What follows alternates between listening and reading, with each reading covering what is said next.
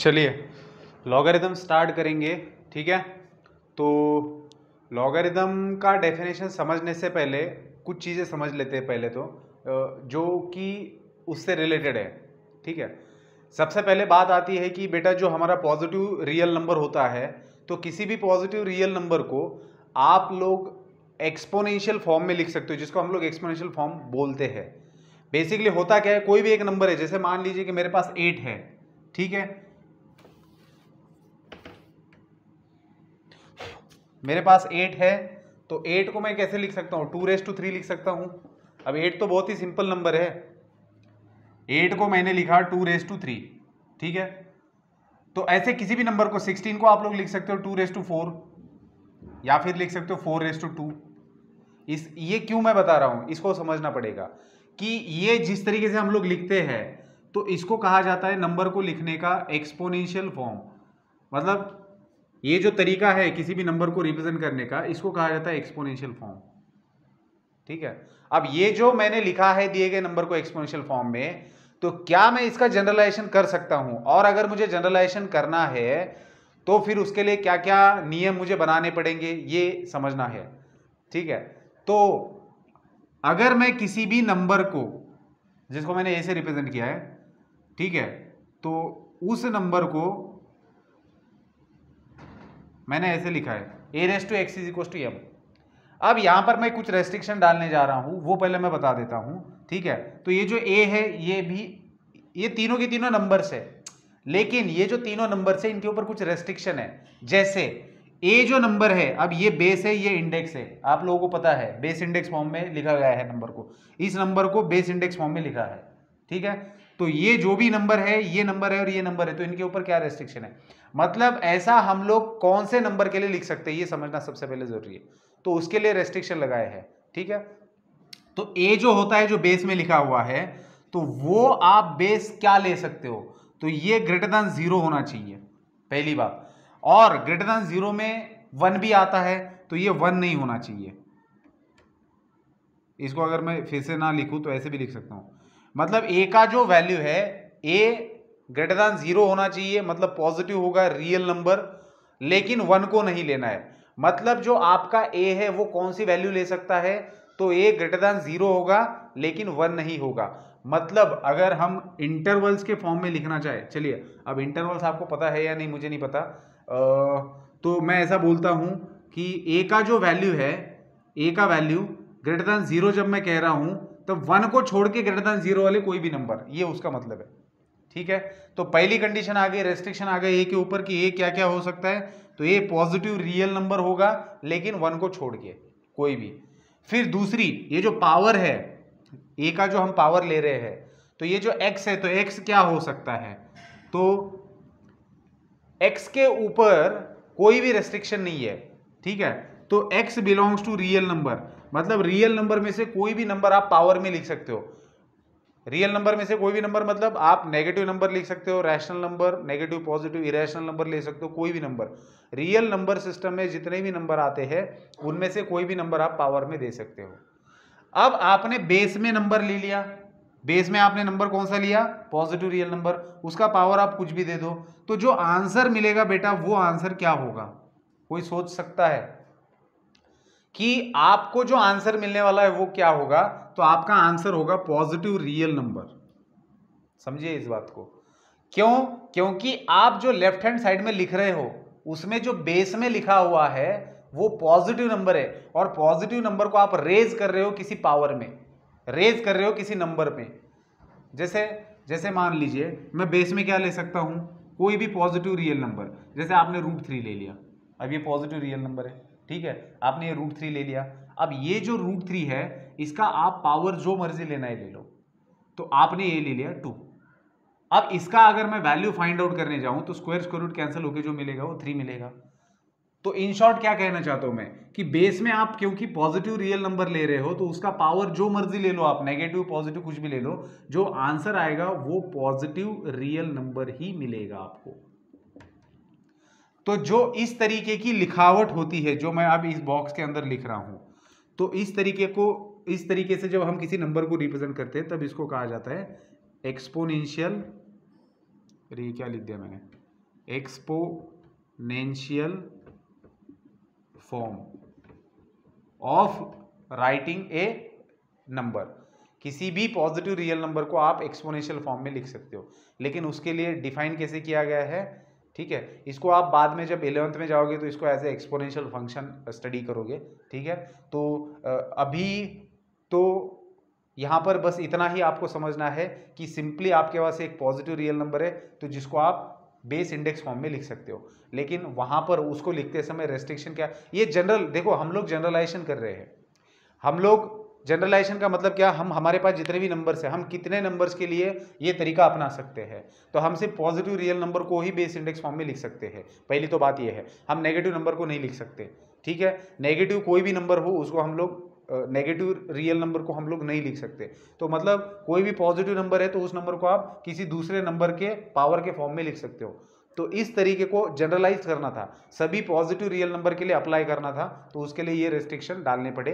तो ये जो डेफिनेशन बना है अभी, तो ये क्या रिप्रेजेंट कर रहा है कि किसी भी पॉजिटिव रियल नंबर को आप इस तरीके से लिख सकते हो। आई बात समझ में? अगर ये बात समझ में आई है तो आगे लॉगरिथम का डेफिनेशन समझ में आने में दिक्कत नहीं होगी, ठीक है।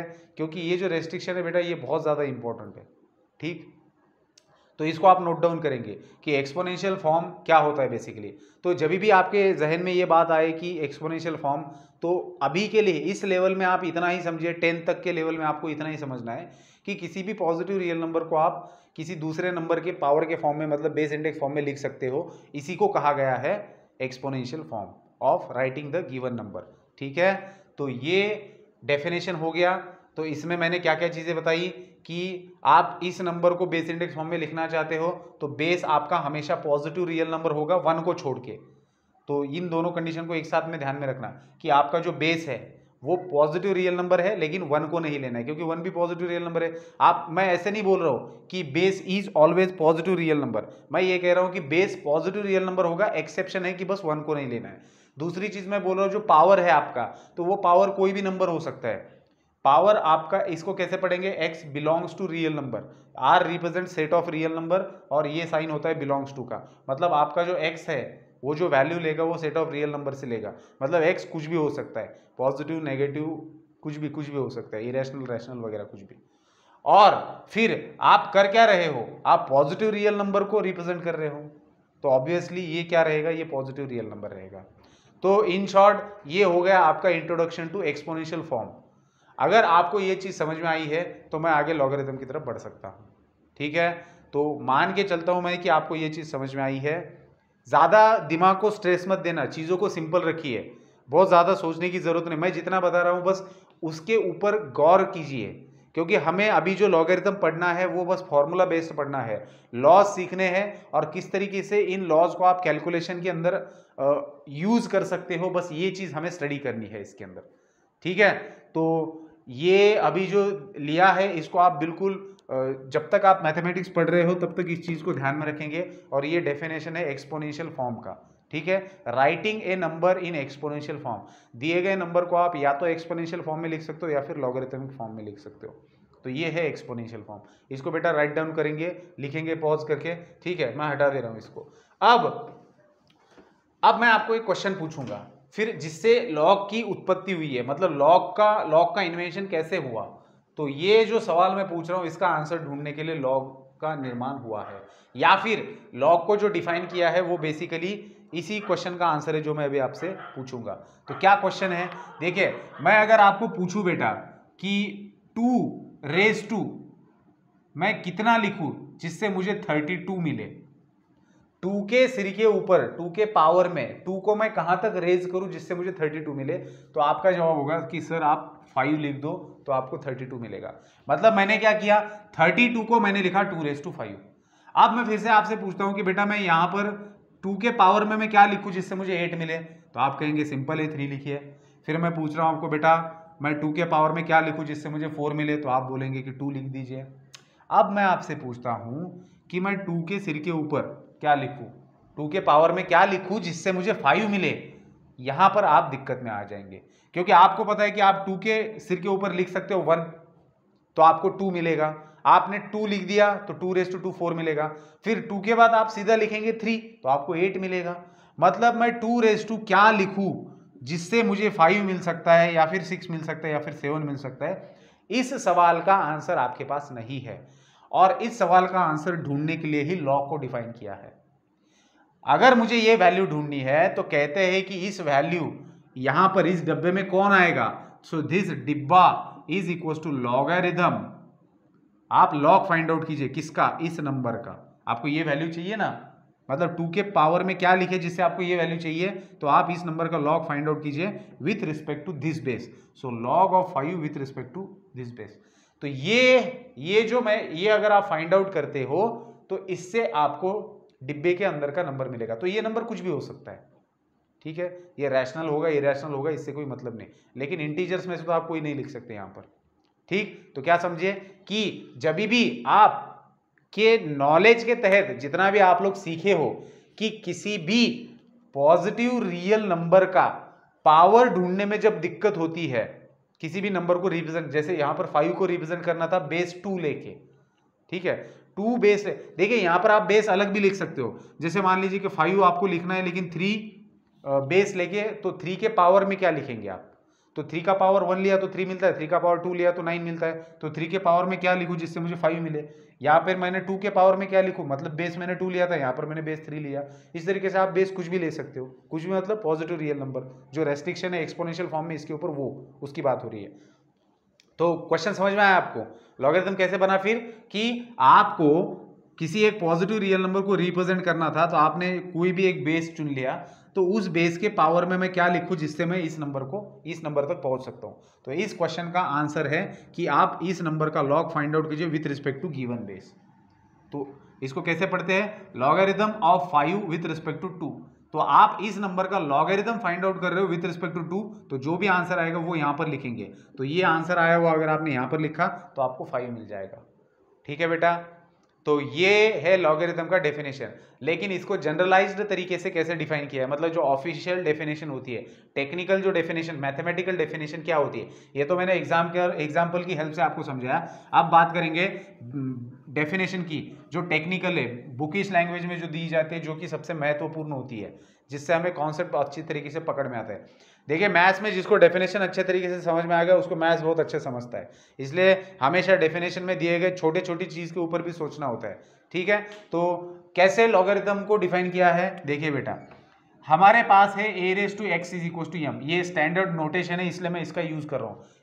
आप ज्यादातर किसी भी बुक में जाएंगे तो a raise to x is equal to m यही नोटेशन मिलता है और ध्यान में रखने के लिए अच्छा है। देखिए मैं आपको बता रहा हूँ, ये जो मैं अभी डेफिनेशन बताऊंगा इसको 10 बार लिख के रखना है आपको, रोज जब तक लॉगरिथम चल रहा है तब तक हर बार डेफिनेशन को लिखिए जब तक वो आपके लिए ट्रिवियल नहीं बन जाता, ठीक है। क्योंकि डेफिनेशन के ऊपर बहुत से क्वेश्चन बनते हैं, जितने भी लॉगरिथम में क्वेश्चन बनते हैं तो बहुत से ऐसे क्वेश्चन होते हैं जिसके अंदर डेफिनेशन का बहुत सहजता से यूज किया जाता है, तो वो डेफिनेशन आपको अच्छे से अंडरस्टूड होना जरूरी है। और बिल्कुल डेफिनेशन के ऊपर भी क्वेश्चन बनाए जाते हैं, ठीक है।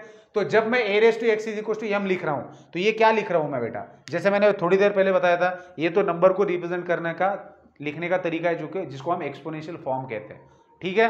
तो ये मैंने लिखा, लेकिन ये सिर्फ ऐसे ही लिख के काम बन जाएगा क्या, नहीं। आपको पता है कि ये अगर आप लिख रहे हो एक्सपोनेंशियल फॉर्म तो इसके साथ में क्या क्या चीजें आती है, इसके साथ में कंडीशन आता है कि a का वैल्यू क्या होगा, a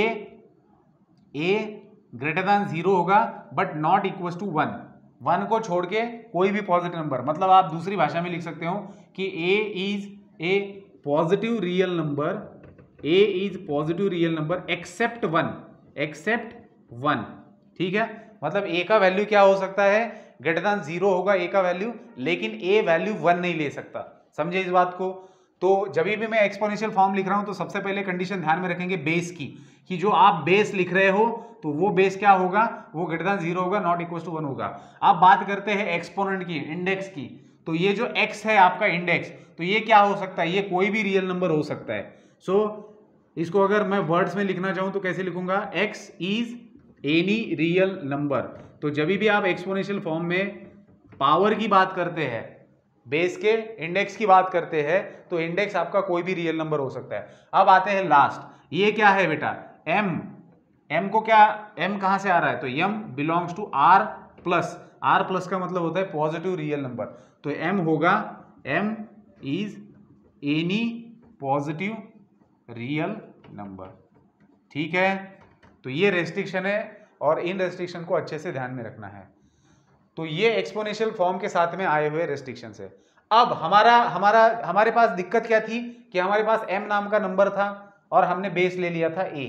अब हमने बेस a ले लिया, लेकिन हम इस बेस को लेकर इस नंबर को रिप्रेजेंट करना चाहते। मतलब जैसे वहां पर मैंने इसके पहले एग्जांपल दिया था ना कि 5 को आपको लिखना है बेस 2 लेकर, तो पावर लिखने में दिक्कत आ रही थी, पावर क्या ले। उसी तरीके से हमारे पास नंबर m है जिसको हम रिप्रेजेंट करना चाहते हैं बेस इंडेक्स फॉर्म में। बेस हमने a लिया है लेकिन हमें x ही नहीं मिल रहा, x हमें मिल नहीं रहा। तो x को हमने कैसे डिफाइन किया फिर, then this implies x is equal to, हमारा टारगेट क्या है, टू फाइंडिंग दिस वैल्यू। ये वैल्यू फाइंड आउट करनी है ताकि इसके पावर में जब मैं इसको लिखूं तो ये नंबर रिप्रेजेंट हो जाए। So x is equal to मैं क्या लिखूंगा, logarithm of m to the base a। इसको लिखने की बात तरीका समझिए। जब मैं लॉग लिखता हूं तो ये लॉगरिथम का शॉर्ट फॉर्म है। जो ये m नंबर है ये यहां पर आएगा और ये जो बेस है एक्सपोनेंशियल फॉर्म में ये यहां पर लिखा जाएगा। और इसको पढ़ेंगे कैसे, x is equal to logarithm, x is equal to logarithm of m to the base a, to the base a। तो मैंने वर्डिंग में भी आपको लिख दिया है कि इसको कैसे पढ़ना है। तो इसको दूसरे तरीके से कैसे बोला जाएगा, we are finding logarithm of this number with respect to this base. कैसे, इसका मतलब क्या होता है, हम लोग इस नंबर का लॉग फाइंड आउट कर रहे हैं इस बेस के रिस्पेक्ट में। ठीक है, तो वो ये आता है। तो ये सारी की सारी कंडीशन इसके भी ऊपर भी लागू होती है, समझ रहे हो। तो जब अब किसी भी नंबर को ऐसे फॉर्म में लिखते हो तो इसको कहा जाता है representation of number using exponential form, exponential form. तो ये एक्सपोनेंशियल फॉर्म से आपने नंबर को रिप्रेजेंट किया और उसी नंबर को जब आप इस फॉर्मेट में लिखते हो तो इसको कहा जाता है बेटा, इसको कहा जाता है लॉगरिथमिक फॉर्म, लॉगरिथमिक फॉर्म। तो बहुत ही बेसिक लेवल पर क्वेश्चन पूछा जाता है, converting given exponential form into logarithmic form. मतलब आपको किसी भी नंबर को एक्सपोनेंशियल फॉर्म में रिप्रेजेंट किया हुआ रहेगा तो आपको उसको लॉगरिथमिक फॉर्म में लिखना है, या फिर आपको लॉगरिथमिक फॉर्म में किसी नंबर को रिप्रेजेंट किया उसको एक्सपोनेंशियल फॉर्म में लिखना है, तब ये बेसिक डेफिनेशन यूज में आती है। फॉर एग्जांपल मैं नीचे एग्जांपल बताता हूं आपको। जैसे मान लीजिए कि मैंने लिखा 2�3 इज इक्वल टू 8। अब ये मैंने एक्सपोनेंशियल फॉर्म में लिखा है। अब अगर मुझे इसको लॉगरिथमिक फॉर्म में लिखना है तो मैं क्या लिखूंगा, बेसिकली जब हम लॉगरिथमिक फॉर्म में जाते हैं तब हमें क्या चीज फाइंड आउट करनी होती है, पावर फाइंड आउट करना होता है। इसलिए सबसे पहले आएगा power. So this power is equal to, किसका लॉग फाइंड आउट करते हैं हम, राइट हैंड साइड में जो नंबर है उसका। सो लॉगरिथम ऑफ दिस नंबर, और बेस वही होता है जो एक्सपोनेंशियल फॉर्म में होता है, तो बेस आएगा ये। तो ये हो गया इस नंबर को रिप्रेजेंट करने का एक्सपोनेंशियल तरीका, और इस एक्सपोनेंशियल नंबर को आपने कन्वर्ट कर दिया इस लॉगरिथमिक फॉर्म में। अब जैसे मान लो कि आपको लॉगरिथमिक फॉर्म दिया है और आपको एक्सपोनेंशियल फॉर्म में उसको लिखना है। जैसे हमारे पास है log of m to the base p is equal to q। अब मैंने ये लिखा है। अब ये तो लॉगरिथमिक फॉर्म है, तो इसको एक्सपोनेंशियल फॉर्म में कैसे लिखा जाएगा, तो बेटा एक्सपोनेंशियल फॉर्म में कैसे लिखा जाता है, तो ये जो जिस नंबर का आप लॉग फाइंड आउट कर रहे हो, that number is equals to base, जो लॉग में बेस है वही एक्सपोनेंशियल में बेस होता है, और इस बेस, ये बेस लेने के बाद में इसको रेज करना है इस यहां तक, तो आपको ये नंबर मिल जाता है। आप करते क्या, देखो ये एक दूसरे के इनवर्स है, एक्सपोनेंशियल और लॉगरिथम एक दूसरे के उल्टे है। ठीक है, तो इसमें से आप यहां जा सकते हो, यहां से यहां आ सकते हो। तो जब जिस नंबर का हम लॉग फाइंड आउट कर रहे हो उसी नंबर को तो आपको लिखना है बेस इंडेक्स फॉर्म में, तो बेस तो यही रहेगा और इंडेक्स क्या है, ये है। पहले तो आपके पास ये था, फिर आपने क्यू फाइंड आउट करने के चक्कर में आपने इस नंबर का लॉग फाइंड आउट किया with respect to this base, लेकिन अभी आपको ऐसे दिया हुआ है तो आप इस तरीके से जा सकते हो। तो कन्वर्जन समझ में आ रही है आपके, ठीक है। तो ये कन्वर्जन भी बहुत इंपॉर्टेंट है बेटा, बहुत से एग्जाम्पल में कन्वर्जन भी यूज करना होता है, ठीक है। तो चलिए वापस चलते हैं हमारे डेफिनेशन की तरफ। तो सबसे पहले मैंने क्या बताया आपको, मैंने आपको बताया एक्सपोनेंशियल फॉर्म के बारे में, फिर एक्सपोनेंशियल फॉर्म से हमने कन्वर्ट किया लॉगरिथमिक फॉर्म। अब लॉगरिथमिक फॉर्म में भी ये कंडीशंस लागू होती है, और बहुत इंपॉर्टेंट कंडीशन है, इसके ऊपर क्वेश्चन बनते हैं। कंडीशन क्या है कि अगर मैं x is equal to log m to the base a लिख रहा हूं, क्या कह रहा हूं मैं, अगर मैं x is equal to log m to the base a लिख रहा हूं तो m क्या है, m क्या है, m क्या है, देखिए m क्या है, m पॉजिटिव रियल नंबर है, m पॉजिटिव नंबर है। इसका क्या मतलब होता है कि आप कौन से नंबर का लॉग फाइंड आउट कर सकते हो, आप सिर्फ पॉजिटिव रियल नंबर का लॉग फाइंड आउट कर सकते हो। क्यों, क्योंकि वो कंडीशन है हमारी। आप इस नंबर, ये इसका क्या मतलब होता है, आप इस नंबर का लॉग फाइंड आउट कर रहे हो with respect to this base. अब आप जिस नंबर का लॉग फाइंड आउट कर रहे हो उसके ऊपर क्या रेस्ट्रिक्शन लगा रखा है कि वो नंबर पॉजिटिव रियल नंबर ही हो। इसका दूसरा मीनिंग क्या हुआ, इसका ये मीनिंग हुआ कि आप नेगेटिव नंबर का लॉग फाइंड आउट नहीं कर सकते और आप जीरो का भी लॉग फाइंड आउट नहीं कर सकते। क्यों? क्योंकि आप जिस नंबर का लॉग फाइंड आउट कर रहे हो वो कंपलसरी पॉजिटिव रियल नंबर होना चाहिए। अब पॉजिटिव रियल नंबर क्या कौन होता है बेटा, जो जीरो से बड़ा है, तो जीरो को भी इंक्लूड नहीं करेंगे पॉजिटिव रियल नंबर में। समझ रहे हो बात को? तो पहली कंडीशन जो एम के ऊपर जो मैं बात कर रहा हूं उससे आपको दो चीजें नोट करनी है। एम क्या होगा आपका, पॉजिटिव रियल नंबर। तो इससे हमें दो चीजें, दो बहुत इंपॉर्टेंट चीजें समझ में आती है कि logarithm of negative number is not defined, negative number is not defined. ये बहुत इंपॉर्टेंट चीज है बेटा, ध्यान में रखेंगे इसको कि logarithm of negative number is not defined.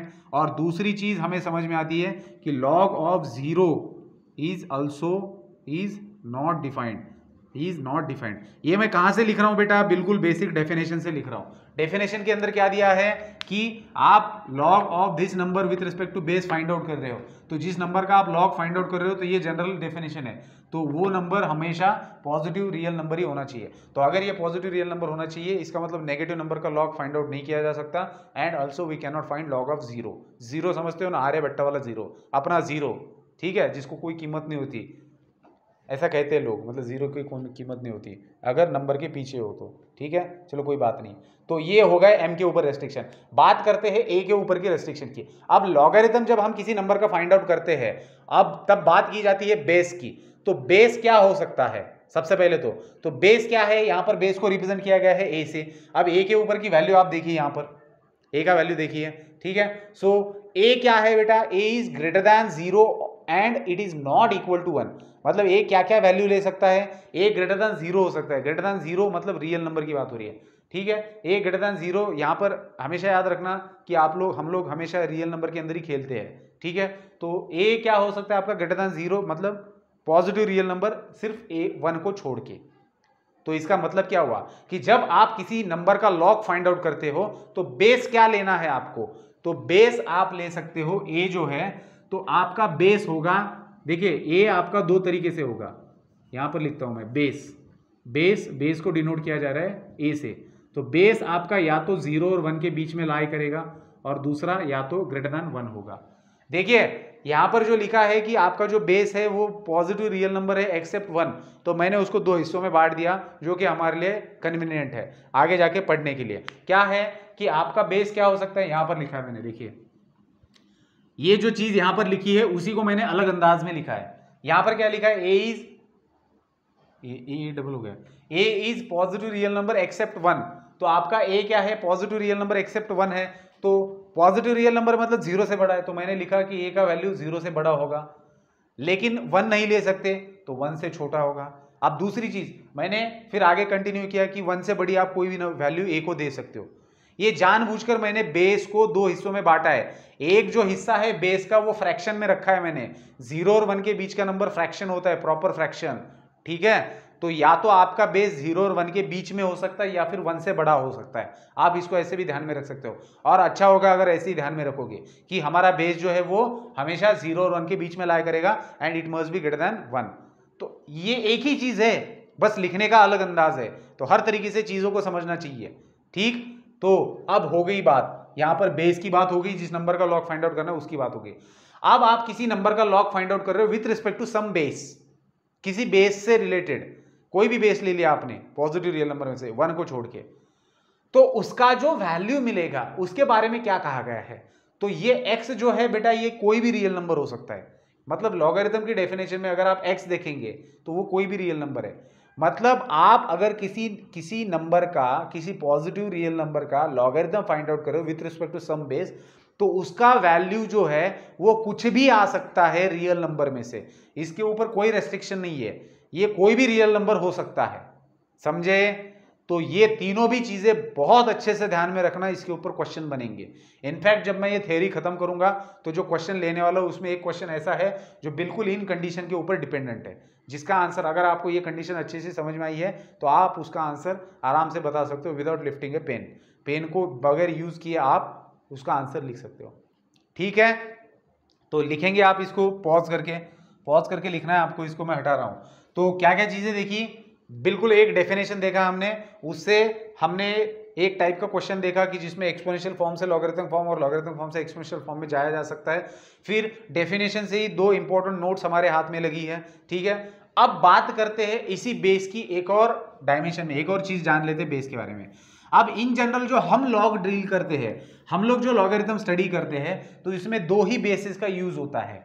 जो बेस होता है वो आप कोई भी रियल नंबर ले सकते हो एक्सेप्ट 1, लेकिन हम लोग जो लॉगरिथम डील करते हैं, जो पढ़ते हैं, तो उसमें दो ही बेसिस का यूज होता है। एक तो होता है बेस 10, जिसमें 10 ये number as a base use किया होता है, मतलब एक ही जगह या तो 10 आएगा या फिर दूसरा नंबर आएगा ई जो है बेटा ये एक कांस्टेंट है, ई जो है ये कांस्टेंट है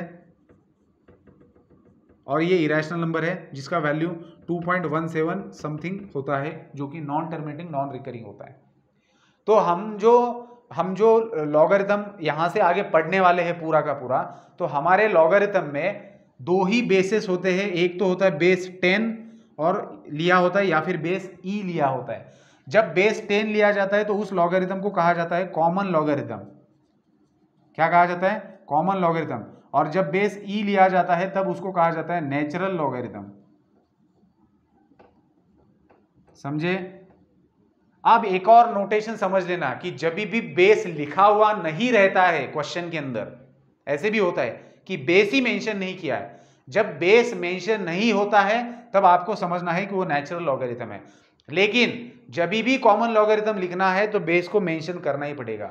मतलब यहां से आगे जब हम क्वेश्चंस डील करेंगे तो एक बात जहन में उतार लेना कि जब भी क्वेश्चन में लॉगरिथम का बेस नहीं दिया है तो बेस आप 100% समझेंगे कि वो ई बेस है, ठीक है, ई कांस्टेंट है, ठीक है। तो मतलब नेचुरल लॉगरिथम के बारे में बात हो रही है, अगर बेस के बारे में कोई बात नहीं की है तो। समझे? तो बेस के बारे में इतना ही था कि जो हम लोग डील करने वाले हैं। अब आते हैं कुछ इंपॉर्टेंट फैक्ट्स लॉज की तरफ, जो डेफिनेशन के बाद में समझने होंगे अगर एग्जाम्पल को सॉल्व करना है। तो आते हैं फिर से एक्सपोनेंशियल फॉर्म की तरफ। हमने देखा कि बेटा हम लोग लॉग ऑफ जीरो नहीं डिफाइन कर सकते, ठीक है। तो इसका क्या मतलब हुआ कि log of zero to any base is not defined. ये वही बात है जो मैं यहाँ पर लिख रहा हूँ, जो 2 नंबर की नोट मैंने बताई थी वो यही है। तो इसको ध्यान में रखना अच्छे से, ठीक है। Then log of negative number.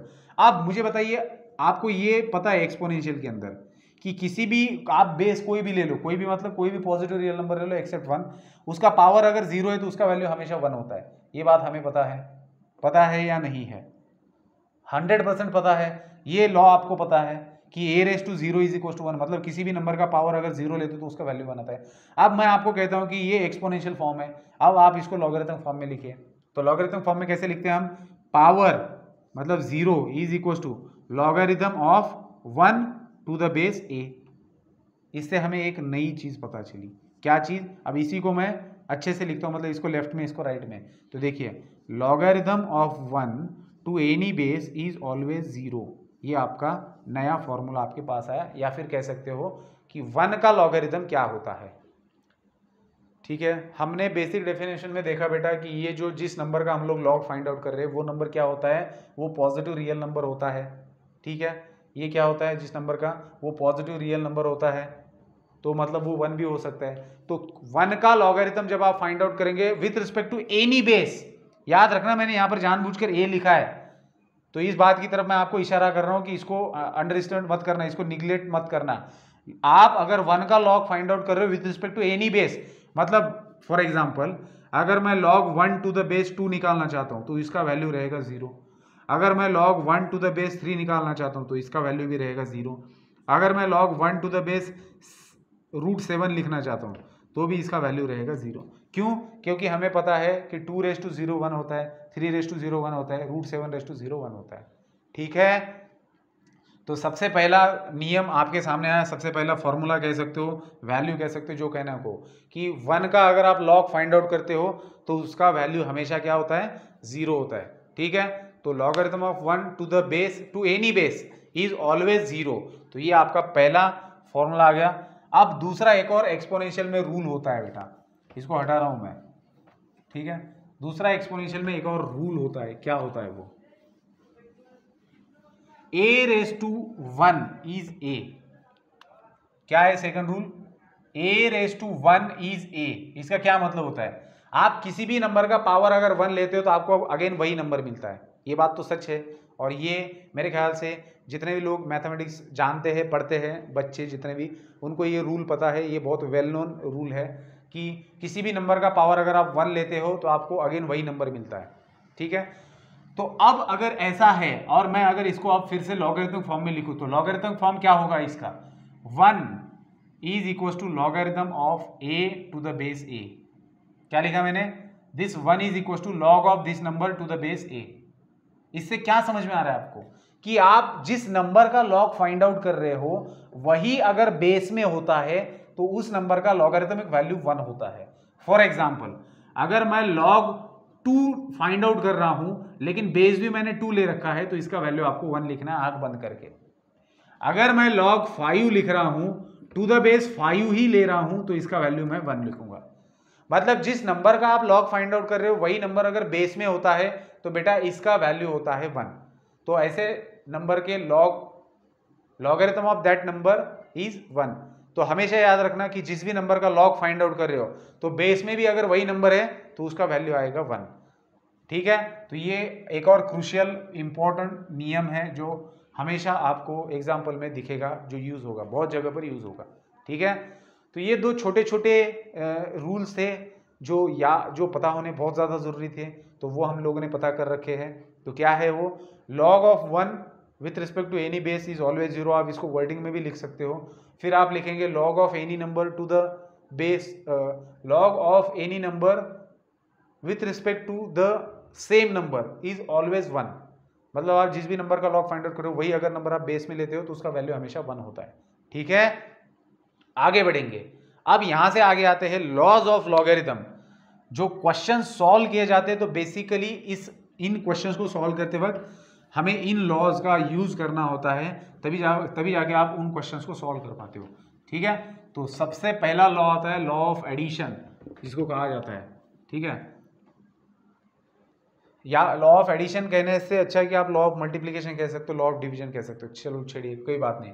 ठीक है, सिर्फ कहेंगे कि laws of addition, sorry laws of logarithm. तो कुछ लॉज हम लोग देखेंगे यहाँ पर लॉज ऑफ लॉगरिथम में। सो नंबर 1 यहाँ पर आता है कि log of m to the base a है।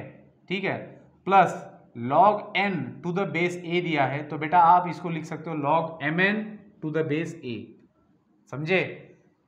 तो क्या हो रहा है यहाँ पर वो समझ लेते हैं कि इस लॉ के अंदर कौन सी चीज की तरफ ध्यान देना जरूरी है।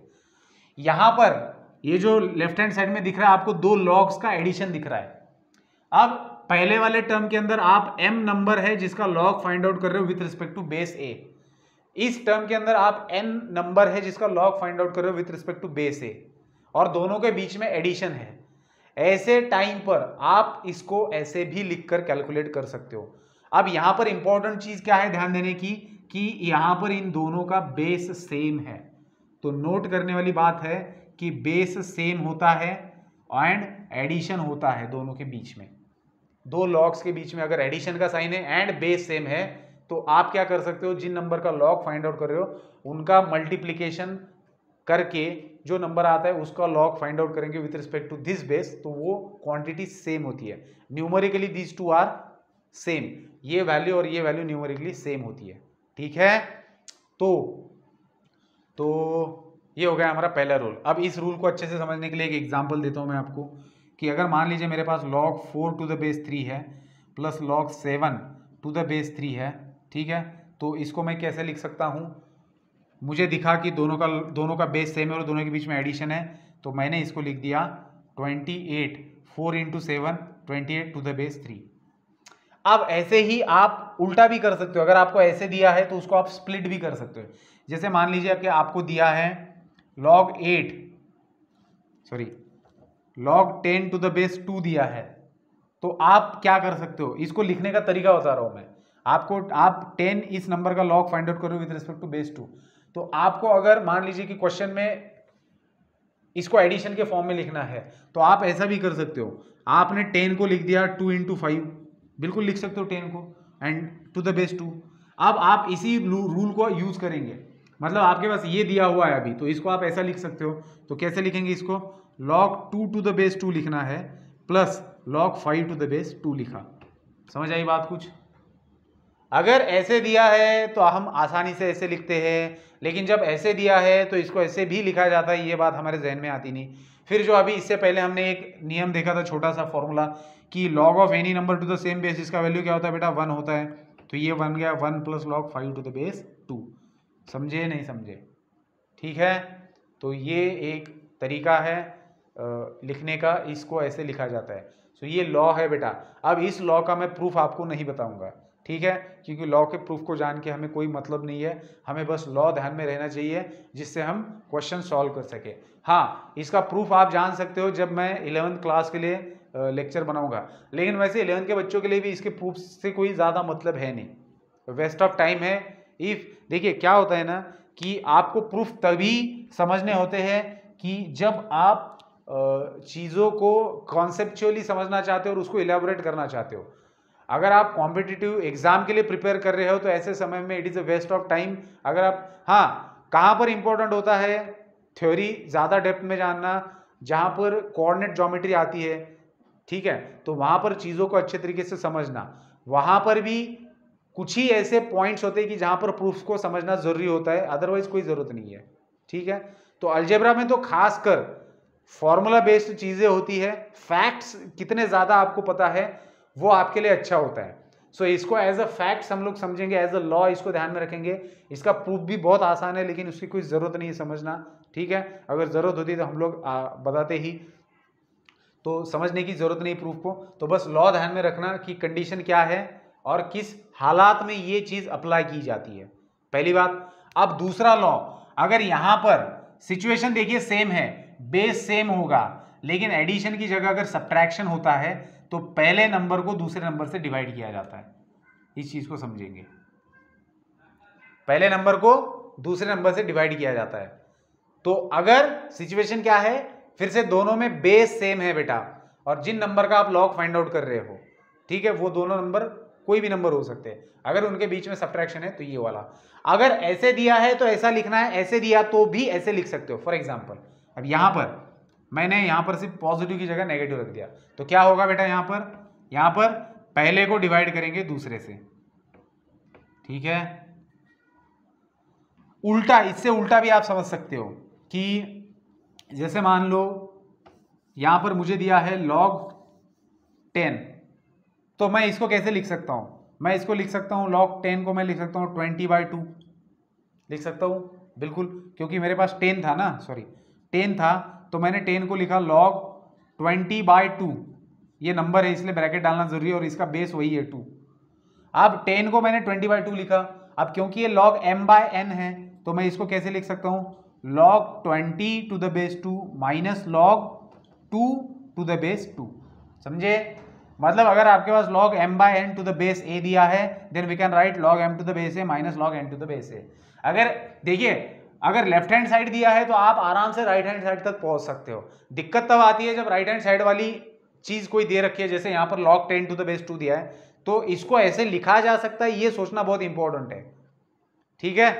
फिर log 2 टू द बेस 2 का वैल्यू 1 आता है वगैरह वगैरह, इससे कोई मतलब नहीं। यहां पर मैं बस लॉ समझने के लिए आपको एग्जांपल दे रहा हूं। इसको एग्जांपल में कैसे यूज होता है, ये तो जब हम लोग असलियत में एग्जांपल सॉल्व करेंगे तब इन सब चीजों के साथ में हम लोग डील करेंगे, ठीक है। चलिए आगे बढ़ेंगे, नेक्स्ट लॉ देखेंगे जिसके अंदर, जिसको कहा जाता है लॉ ऑफ एक्सपोनेंट। क्या कहेंगे जिसको, इसको आप पॉज करके लिखेंगे, जिसको कहा जाता है लॉ ऑफ एक्सपोनेंट। क्यों कहा जाता है, नाम आपको पता चलेगा। लॉ ऑफ एक्सपोनेंट कहा जाता है, या फिर बहुत से लोग इसे जंपिंग प्रॉपर्टी भी कहते हैं, ठीक है, कोई ना कोई जंप कर रहा होगा तभी तो ये नाम दिया गया है। अब लॉ ऑफ एक्सपोनेंट कैसे होता है बेटा, तो log of a raise to m to the base b दिया है। बात को समझना, जिस नंबर का log फाइंड आउट कर रहे हो वो नंबर खुद बेस इंडेक्स फॉर्म में यहां पर बैठा हुआ है। मैं इस नंबर का log फाइंड आउट कर रहा हूं, ये नंबर बेस इंडेक्स फॉर्म में है। तब ऐसे सिचुएशन में आप लोग एक काम कर सकते हो, क्या देखिए मैं यहां पर जानबूझ के ब्रैकेट दे रहा हूं क्योंकि इसका ये पावर है, सॉरी हाँ इसका ये पावर है। तो आप इसको कैसे लिख सकते हो, इस m को आप इधर ले आ सकते हो। सो m अगर इधर आता है तो आप लिखेंगे m times log a to the base b। समझे?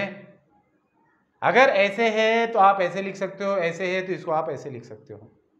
ठीक है, तो ध्यान रखना इस बात को कि जैसे फॉर एग्जांपल, अभी एग्जांपल देंगे तो और अच्छे से समझ में आता है। हमें जनरल रूल अच्छे से समझ में ही नहीं आते, जब एग्जांपल दिया जाए तो अच्छा ऐसा था, ये हम लोगों को समझ में आता है। तो चलिए एग्जांपल लेते हैं।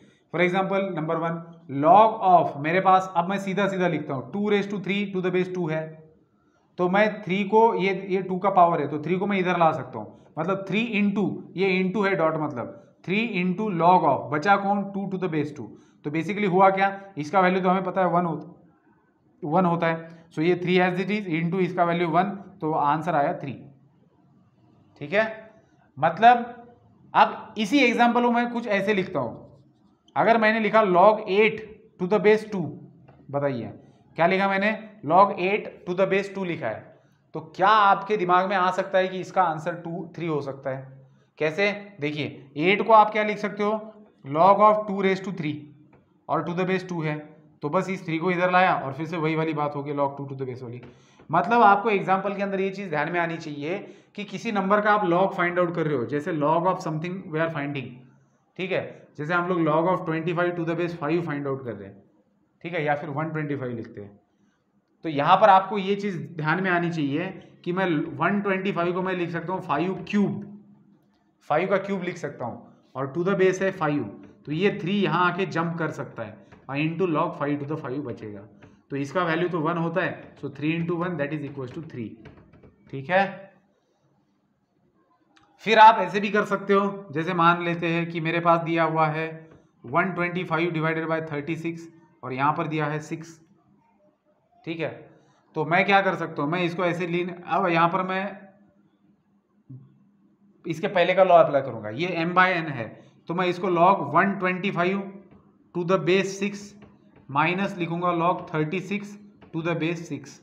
अब इसको मैं लिख सकता हूं log 5³ to the base 6 minus log 6² to the base 6। अब ये 3 जंप करेगा यहाँ आके 3 into log 5 to the base 6 minus ये 2 इधर आके जंप करेगा log 6 टू द बेस 6। अब बेटा इसका वैल्यू तो 1 आता है, तो ये तो एज इट इज रहेगा 3 times log 5 to the base 6, लेकिन इसका वैल्यू बन जाएगा -2। तो ये हमने सिंप्लीफाई करके लिखा। तो इस तरीके से मैं बस ये बताने की कोशिश कर रहा हूँ किस तरीके से लॉ अप्लाई होते हैं। जब एग्जाम्पल लेना स्टार्ट करूंगा तो ये बहुत अच्छे तरीके से और समझ में आएंगे। देखिए जितने भी लॉज जनरल वे से आपको बताए जाते हैं, तो ये लॉज अगर आपको उस समय ज्यादा सही तरीके से नहीं समझ में आ रहे हैं तो ज्यादा दिक्कत की बात नहीं है, जितना समझता है समझ लेना है, बस लॉ को रट लेना है। लेकिन जब हम लोग एग्जाम्पल सॉल्व करते हैं तब वो चीज़ हमें बहुत अच्छे से समझ में आती है। ठीक है, तो इसको ध्यान में रखेंगे। तो ये हो गया बेटा लॉ ऑफ एक्सपोनेंट। अब एक और लॉ आता है जिसको कहा जाता है चेंज ऑफ बेस रूल, जिसको कहा जाता है चेंज ऑफ बेस रूल, और ये बहुत इंपॉर्टेंट रूल है। इसके तहत और कुछ फिर इसके बाय प्रोडक्ट निकल के आते हैं। जैसे मैं आपको चेंज ऑफ बेस रूल बताऊंगा तो फिर आपको और एक दो छोटे छोटे लॉज मिलेंगे जिसको एग्जाम्पल सॉल्व करते वक्त यूज करेंगे, तो बहुत जल्दी एग्जाम्पल सॉल्व होता है। तो चेंज ऑफ बेस रूल क्या कहता है? चेंज ऑफ बेस, नाम में ही कुछ दिया हुआ है। चेंज ऑफ बेस रूल मतलब किसी दिए गए लॉगरिथम में अगर आप बेस चेंज करना चाहते हो तो क्या ये पॉसिबल है? तो जवाब है हाँ है। लेकिन मैं ये क्या कह रहा हूं, इसका मतलब क्या होता है ये समझते हैं। अगर मैंने लिखा है log m to the base n, क्या मतलब होता है इसका? मैं m नंबर है जिसका log फाइंड आउट कर रहा हूं with respect to this base. अब मुझे ये बेस नहीं चाहिए, मुझे बेस कुछ और लेना है, तो आप बेशक ले सकते हो। जैसे आप ले सकते हो log m to the base a, लेकिन आपने जो भी बेस लिया तो वही आपको दोनों तरफ लेना है। जैसे ये क्वांटिटी किसके बराबर है, तो आपने log m का पहले log फाइंड आउट करे थे आप m का विथ रिस्पेक्ट टू n, आपने बेस बदला, आपने बेस लिया a, तो आप लिख सकते हो log m to the base a अगेन डिवाइडेड बाय log n to the base a। मतलब अगर आपको दिए गए log में बेस को चेंज करना है तो आपको ये चीज करनी पड़ेगी। समझे? तो इसको कहा जाता है चेंज ऑफ बेस रूल। पहले दिए गए लॉगरिथम में बेस n था तो आपने उसको चेंज करके ऐसे लिखा। फॉर एग्जाम्पल मैं आपको बताता हूं, जैसे मेरे पास है log 2 टू द बेस 3 और मुझे बेस कुछ और लेना है, तो मैं क्या करूंगा, अगर मैं लिखता हूं log 2 टू द बेस 5, इसको मैं डिवाइड करूंगा log 3 टू द बेस 5 से, तो ये डिवीजन जो आएगा वो इसके वैल्यू के बराबर होगा। So numerically these two things are same, ये यहां पर समझना है। अब ये यूज कैसे होता है, देखिए ये रूल, अगर मेरे पास मान लीजिए log ऑफ, अगर मेरे पास है log of 36 and to the base 6, ठीक है। अच्छा ये तो आसान हो जाएगी, इसको तो जंपिंग प्रॉपर्टी यूज करके भी कर सकते हैं हम लोग, ठीक है। लेकिन चलिए चेंज ऑफ बेस रूल से मैं आपको बता देता हूं कि अगर 6 की जगह मैं यहां पर ले लेता हूं 64, नहीं 216 लेता हूं, ठीक है 216, ये सही है। तो अब मैं क्या करूंगा, मुझे इसका वैल्यू निकालना है, ठीक है, तो सिंप्लीफाई करना है, तो मैं क्या करूंगा log 36 टू द बेस 6 लूंगा मैं, क्योंकि मुझे पता है कि अगर मैं बेस 6 लेता हूं तो मैं कुछ ना कुछ कर सकता हूं। तो 36 का बेस मैंने 6 लिया, तो यहां पर भी मैं 216 का बेस 6 लेके उसको डिवाइड करूंगा, तो ये फाइंड आउट करने के बाद जो भी वैल्यू मिलता है वही वैल्यू आपको ये कैलकुलेट करने के बाद मिलेगा। इसलिए numerically these two things are same, that's why we can write this as this, इसको हम लोग ऐसे लिख सकते हैं। अब अगर मैं इसको सिंप्लीफाई करना चाहूं तो कर सकता हूं, जैसे न्यूमरेटर है 36 को मैं लिख सकता हूं 6 स्क्वायर टू द बेस 6, 36 को मैंने लिखा 6 स्क्वायर, नीचे मैं 216 को लिख सकता हूं 6 क्यूब टू द बेस 6, तो ये 2 जंप करके इधर आएगा तो बचेगा log 6 टू द बेस 6, तो इसका वैल्यू तो बेटा 1 आएगा, डिवाइडेड बाय ये जंप करके इधर आएगा 3 into log 6 to the base 6, तो इसका भी वैल्यू 1 आएगा, मतलब फाइनली आपको मिल रहा है 2/3। लेकिन आप ये डायरेक्टली भी कर सकते हो अगर आपको चेंज ऑफ बेस रूल पता है, मतलब चेंज ऑफ बेस रूल का जो मैं बोल रहा था ना कि बाय प्रोडक्ट होता है, जो नियम आप सीधे तरीके से अप्लाई कर सकते हो, तो वो क्या है कि आप यहीं पर सीधा सीधा लिखिए log 6 स्क्वायर और यहां लिखेंगे 6 क्यूब, इस नंबर का लॉग निकाल रहे हो with respect to this base, लेकिन जिस नंबर का लॉग निकाल रहे हो उसको भी बेस इंडेक्स फॉर्म में लिखा है और जो बेस है उसको भी बेस इंडेक्स फॉर्म में लिखा है, तो ऐसे सिचुएशन में आप डायरेक्टली आंसर 2/3 लिख सकते हो। अब ये रूल क्या है इसको मैं बताता हूं, पहले तो आप इसको पॉज करके लिखना, इसको आप लोग पॉज करके लिखेंगे सबसे पहले तो देखिए मैं यहां पर एक रूल बताने जा रहा हूं आपको, प्रॉपर्टी जिसको आप लोग कह सकते हो, कि अगर आपको log a⁻m to the base b⁻n ऐसे लिखा हुआ है, अब इसमें कंफ्यूज मत होना, ये क्या है, ये एक नंबर है जो बेस इंडेक्स फॉर्म में लिखा है, ये एक नंबर है एक बेस इंडेक्स फॉर्म में लिखा है। जैसे यहाँ पर था ना एक नंबर 36, तो 36 को आप 6 स्क्वायर लिख सकते हो, यहाँ पर 216 इसी को आप 6 क्यूब लिख सकते हो। तो जब भी आपके पास ऐसा मौका मिलेगा, ऐसी सिचुएशन रहेगी कि जिसमें जिस नंबर का आप लॉग फाइंड आउट कर रहे हो उसको आप बेस इंडेक्स फॉर्म में लिख सकते हो, और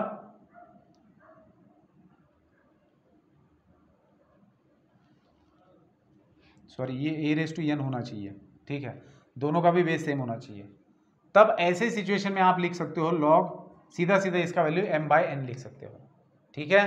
तो इस चीज को ध्यान में रखना, ठीक है। अब इसमें एक और चीज आती है, मतलब ये तो हुआ डायरेक्टली वैल्यू निकला, अगर मान लो यहां पर कुछ और नंबर होता, जैसे यहां पर ऐसे होता log a⁻m to the base b⁻n होता, तो भी चेंज ऑफ बेस रूल से आप सीधा सीधा ऐसे लिख सकते हो m/n into log a to the base b, अगर आप change of base rule apply करते हो, ठीक है।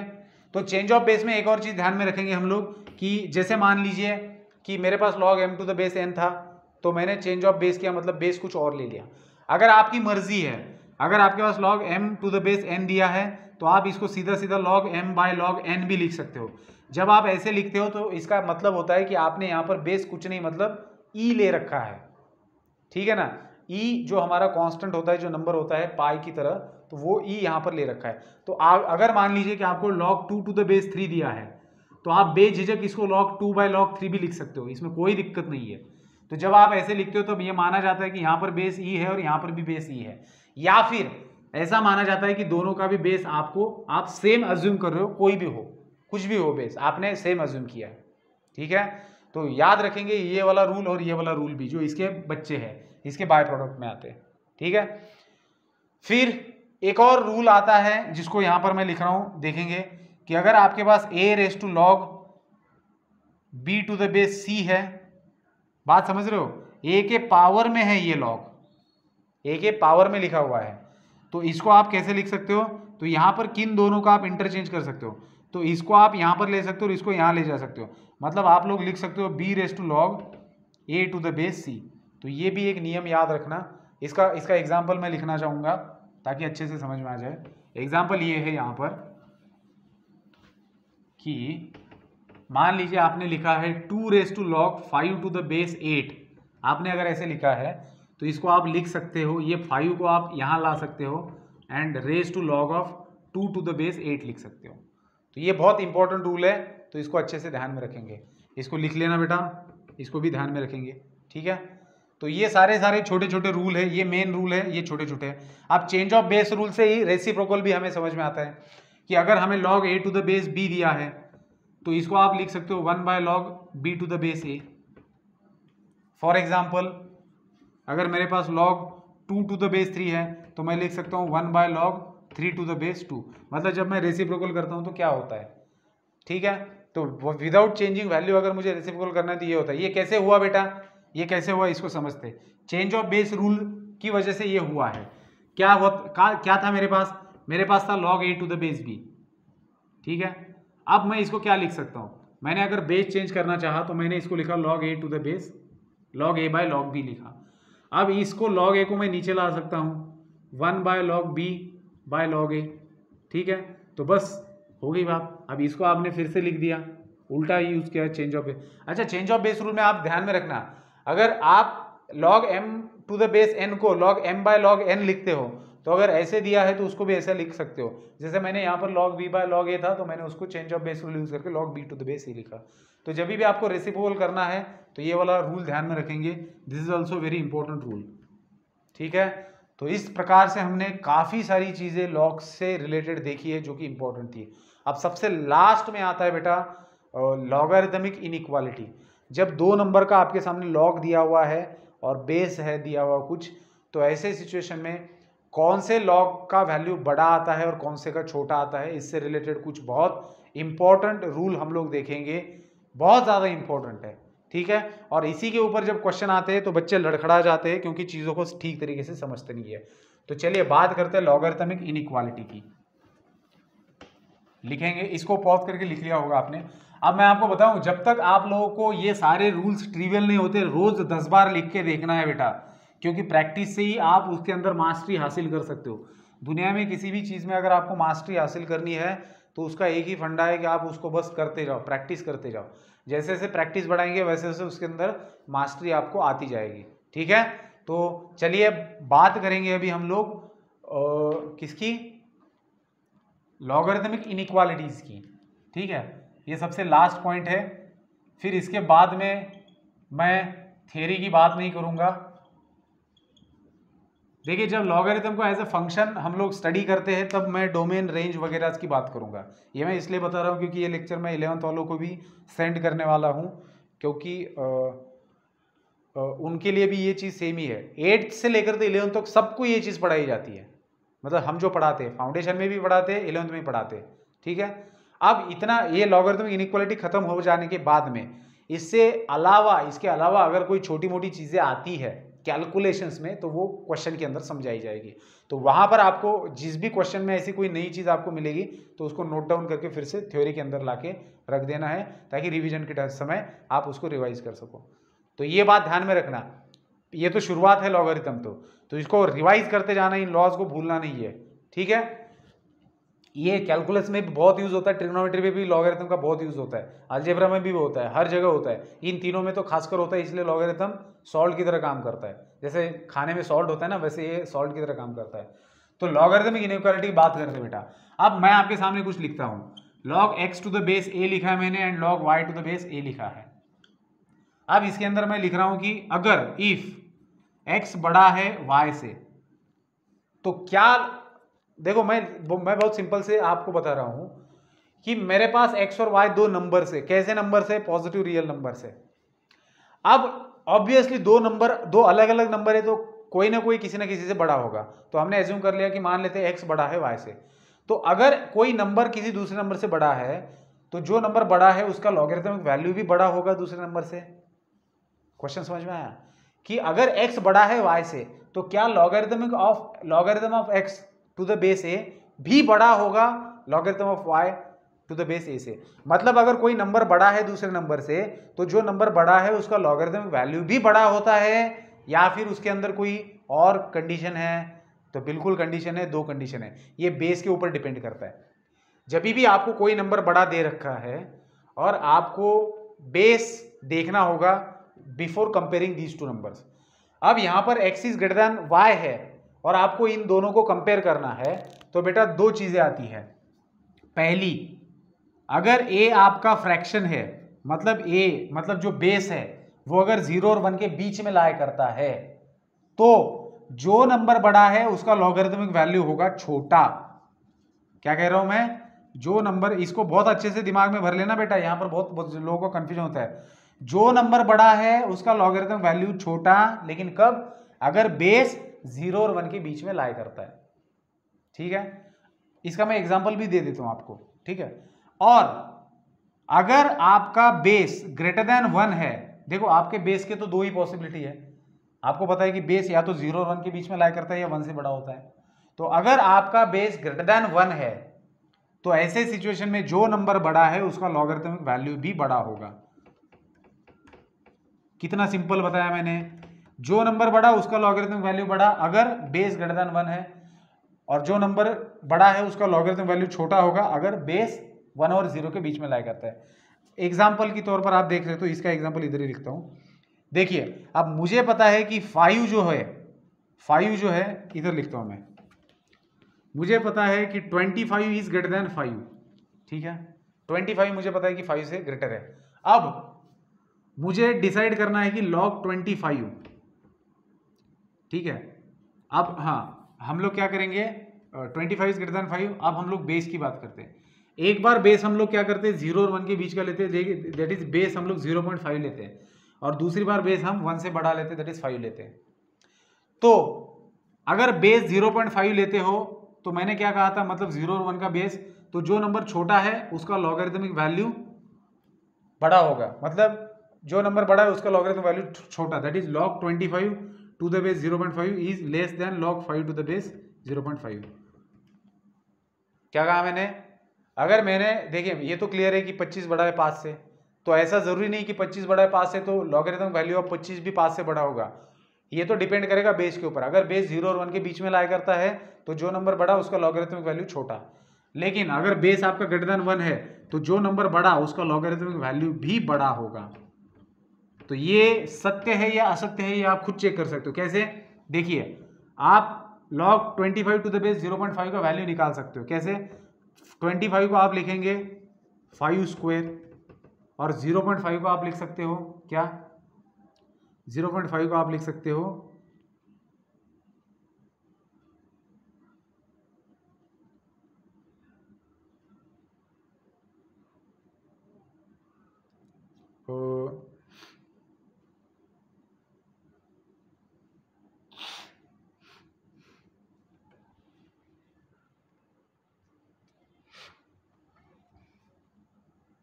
एक काम करते हैं ना, क्या हम लोग ऐसे नहीं लिख सकते, 5 का स्क्वायर लिखा है हमने तो, हाँ ठीक है, 0.5 को एज इट इज रखते हैं। यहां पर देखना, log 5 और 0.5 है, तो इसको क्या किया जा सकता है, 0.5 को हम लोग लिख सकते हैं 1/2, 2⁻⁻1। ठीक है, तो क्या इसको डायरेक्टली कैलकुलेट किया जा सकता है? 10/2 नहीं लिखा जा सकता। ठीक है,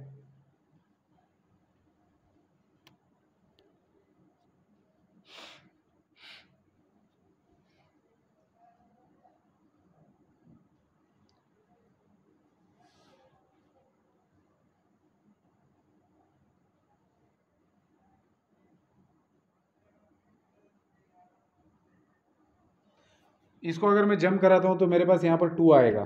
ठीक है, तो इससे भी हमें समझ में आता है, अगर हम डायरेक्टली इसका वैल्यू नहीं निकाल पा रहे तो भी हम लोग समझ तो जाएंगे कि ये छोटा है या नहीं है। 2 इधर जंप कर गया। ठीक है, नेक्स्ट स्टेप में लिखता हूँ मैं, इसको एज इट इज रखते हैं। 2 इधर जंप कर गया तो 2 into log 5 to the base 0.5, और यहाँ पर ये आ रहा है log 5 टू द बेस 0.5। ठीक है,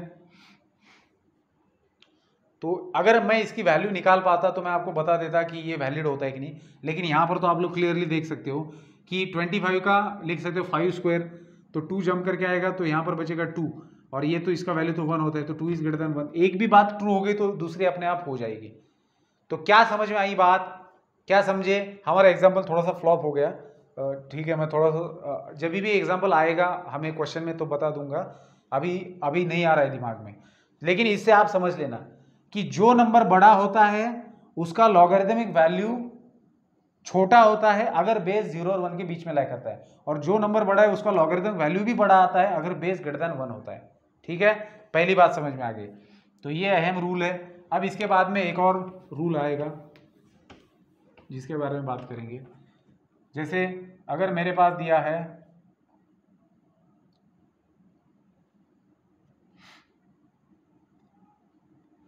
log m to the base a is greater than x, ऐसे दिया है, ठीक है। क्या लिखा है मैंने? Is greater than x। log m to the base a is greater than x लिखा है, तो क्या मैं इसको एक्सपोनेंशियल फॉर्म में लिखते समय ऐसे लिख सकता हूं? मैं क्या कहने जा रहा हूं सोचिए आप। अगर यहां पर ग्रेटर देन की जगह इक्वल टू होता तो मैं एक्सपोनेंशियल फॉर्म क्या लिखता? अगर मान लीजिए यहां पर ऐसे होता तो एक्सपोनेंशियल फॉर्म क्या लिखता मैं? a रेज़ टू x लिखता कि नहीं लिखता? बिल्कुल लिखता, है ना। अगर a raise to x is equal to m है तो x is equal to log m to the base a होता है ना। तो अगर मुझे इसको एक्सपोनेंशियल फॉर्म में लिखना है तो कैसे लिखते हैं हम लोग? एक्सपोनेंशियल फॉर्म में लिखना है तो कैसे लिखा जाता है? m is equal to log x to the base a, sorry exponential form में लिखना है तो m is equal to a raise to x। तो ये तो इक्वल, जब एक्सपोनेंशियल फॉर्म में इक्वलिटी का साइन है तब तो ये लिखेंगे, लेकिन अगर मान लो कि यहाँ पर ग्रेटर देन है तो क्या मैं ऐसे लिख सकता हूँ m is greater than a raise to x? ये हर बार हो सकता है, तो इसको समझना। अगर आपको ऐसे दिया है तो आप m is greater than a raise to x तभी लिख सकते हो, कब? और ये तभी लिख सकते हो जब a ग्रेटर देन 1 है। यहाँ पर भी वही बात आती है, अगर आपका बेस ग्रेटर देन 1 है तो आप directly this number is greater than a raise to x लिख सकते हो। लेकिन अगर आपका a लाई करता है 0 और 1 के बीच में तो आप लिखेंगे m is less than a raise to x। इसको अच्छे से समझेंगे। जैसे फॉर एग्जांपल अगर मैं लिखता हूं कि log, कुछ भी लिखेंगे लेकिन ये वैलिड तो होना चाहिए, तो चलिए ऐसा लिखते हैं कि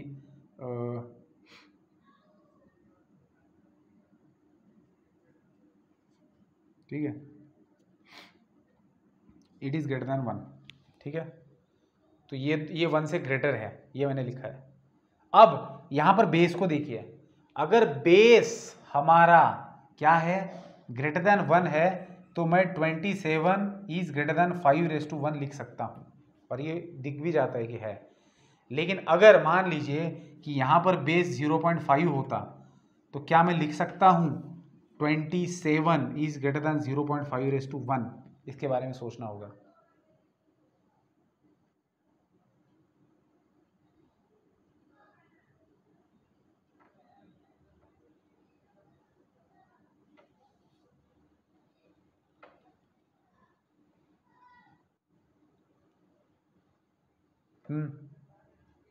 ये तो वैलिड हो रहा है।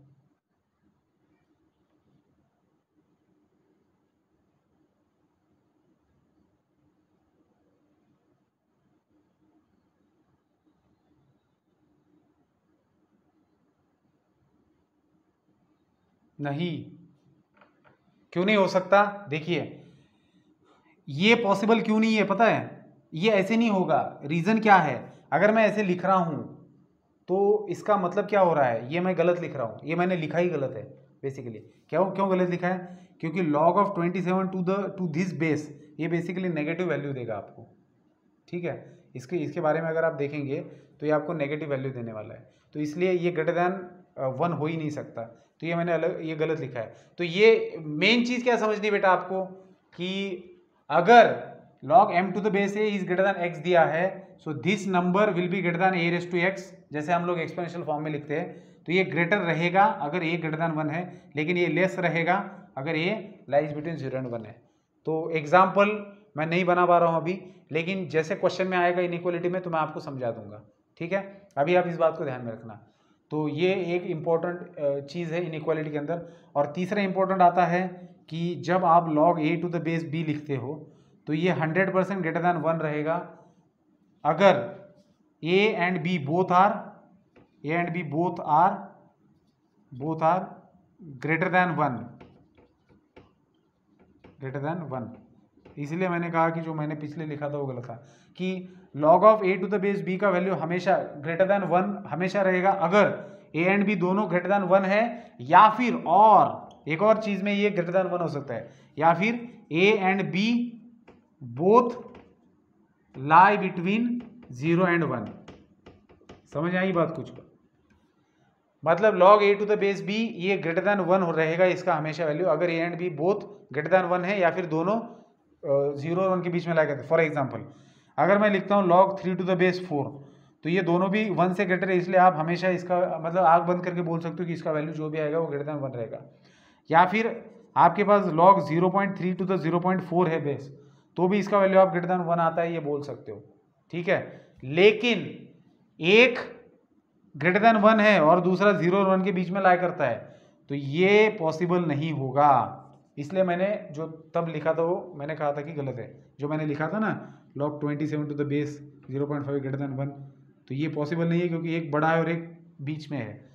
तो कोई भी किसी भी नंबर का logarithm value to any base मतलब ये नंबर और बेस जो दिए हैं वो अगर ग्रेटर देन 1 होते हैं तो उसका लॉगरिथम वैल्यू ग्रेटर देन 1 होगा, या फिर दोनों भी 0 और 1 के बीच में लाई करते हैं तो भी उसका लॉगरिथम वैल्यू ग्रेटर देन 1 होगा, अदरवाइज वो वैल्यू नेगेटिव होगा। समझे? तो ये था सब कुछ बेटा लॉगरिथम के थ्योरी के बारे में। तो यहाँ पर मैं रुकना पसंद करूँगा, इसके बाद के लेक्चर्स में मैं क्वेश्चंस डिस्कस करूँगा, ठीक है। तो दूसरा लेक्चर देखने से पहले इन लॉज को रूल्स को अच्छे से लिख कर प्रैक्टिस करके ध्यान में रखना ताकि क्वेश्चंस में अप्लाई करते समय दिक्कत ना आएगी, ठीक है। तो मिलते हैं नेक्स्ट क्लास में, गुड बाय।